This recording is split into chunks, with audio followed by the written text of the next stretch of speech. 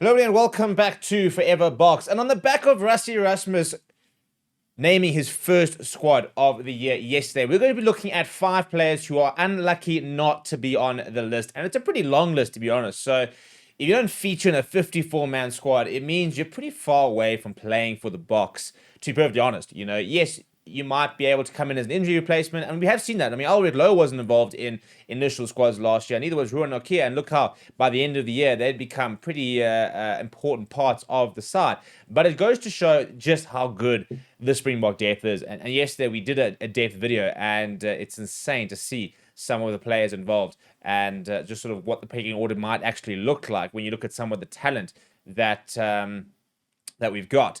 But there's always any unlucky players that missed out. And unfortunately for these 5 players, I think some of them are very much on the fringes. And one big player who just seems to be left out regardless of what's going on. And it's quite a weird situation because he's played under Rassie Erasmus. It's not like, he's never featured in a box squad since Rassie came back. But just a player who just can't seem to find himself in the mix. Before we do that, please do smash a like on the video. Please do subscribe to the channel as well.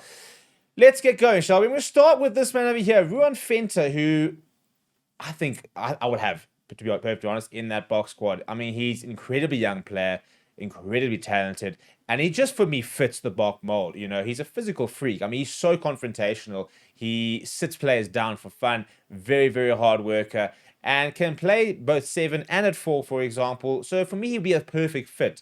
It's interesting to have players like a Coetzee, for example, or a Jean-Luc Dupré, Vincent Tuka, for example, and not look at somebody who is so young and yet so talented. He's been playing at URC top level for 2 or 3 seasons now, and he's consistently been one of the Lions' best players.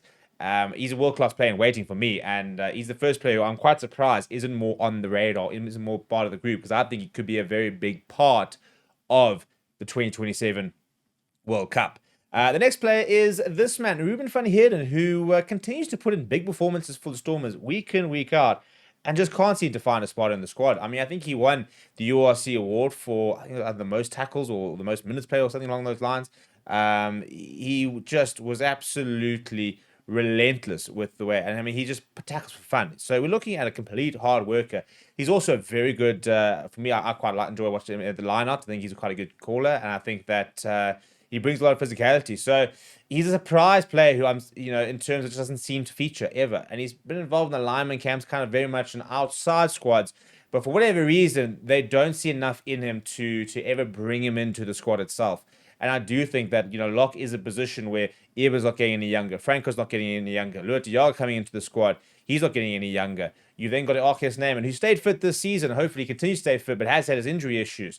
So it's a position where we have to start looking, and Salman Murat has not really impressed. Ruan Venter has been pretty solid, but Coetzee now getting an opportunity, and I'm just surprised that we haven't seen Ruben Van Heerden given the chance to try and sort of cement down a spot in that squad. Then we've got this man who probably would be in the squad if it were not for his injury issues. The Box need a number 13, a new gen number 13. Your Julius coming through, Henco Burger's coming through, David Creel continues to be an option. But this is a player who Rassie Erasmus has name dropped for years. And even last year has talked about the fact that, we've got players who are injured like Henco Burger, and basically intimated that were it not injured, he would have been part of Box squads, not lineman camps, Box squads previously, and probably would have made his debut last year had he been fit.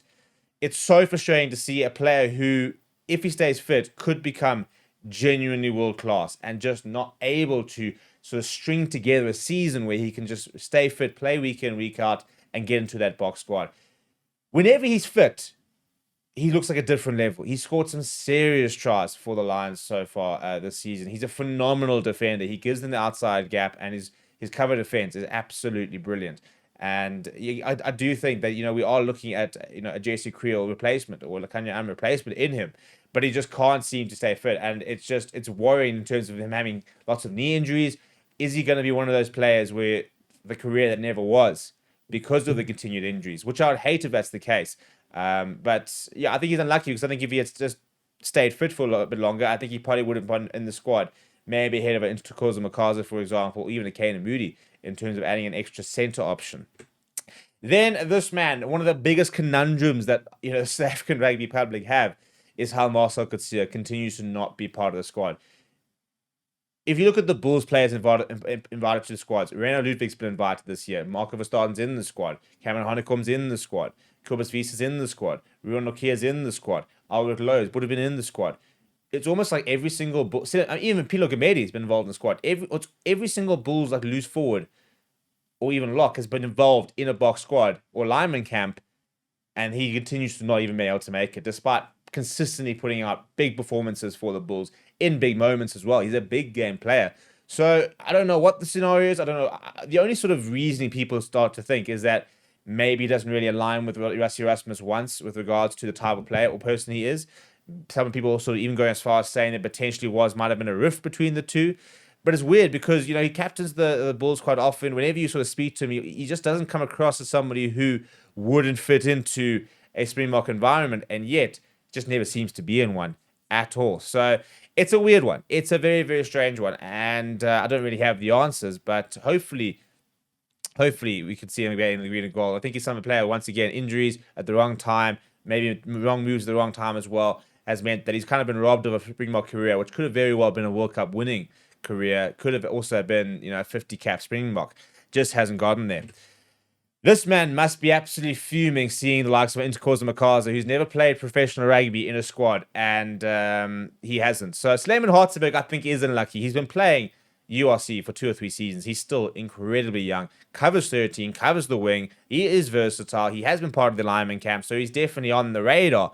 But for whatever reason, the coaching staff see something in somebody like a Makaza, which they obviously just don't really see in a Hartzenberg. And I think that must be quite a difficult one for him to take because, he's backed at the Stormers, completely backed, and he plays week in, week out, and he's, given every opportunity to sort of to thrive, and he has had some really great performances. I do think there's obviously learnings that he needs to add, but I think that he's a player that would completely benefit from being in a Springbok environment, from learning from a Cheslin Colby, a Kane Moody, even a Kurtley Aronsa, a Jesse Creel, a Kanya and become a proper 13, 14 type of option for the Springboks.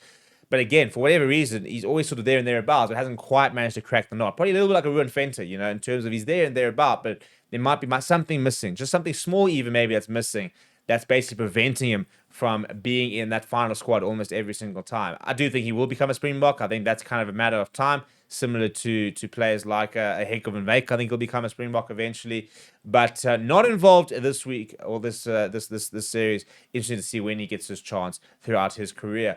What do you think? Who are the other players who are unlucky not to miss out? Players like, I think, David Creel, for example, could have been added to this list. I think he's playing some really good rugby at the moment. Other players like who else in the fringes? I think from a scrum half point of view, Ambrose Appiah, I think that he's very unlucky not to be given a chance, for example.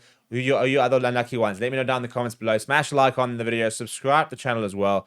Thank you very much for watching. My name is Steve. I'll chat to you soon.